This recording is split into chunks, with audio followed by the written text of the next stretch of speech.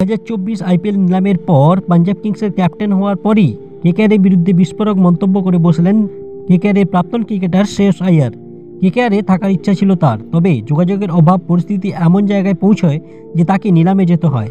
KKR তাকে ধরে রাখবে বলে আশ্বাস দিয়েছিল, তবে লিখিত কোনো প্রতিশ্রুতি দেয়নি।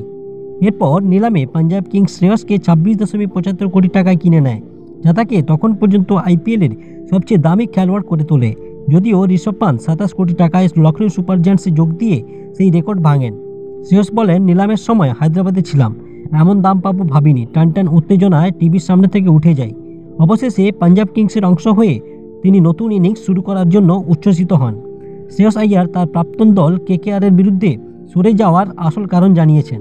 কেকেআরের হয়ে আইপিএল চ্যাম্পিয়নশিপ জেতার পরও তাকে দল ধরে রাখেনি। শ্রেয়স অভিযোগ করেন, যোগাযোগের অভাব ছিল কেকেআর থেকে সরে যাওয়ার প্রধান কারণ।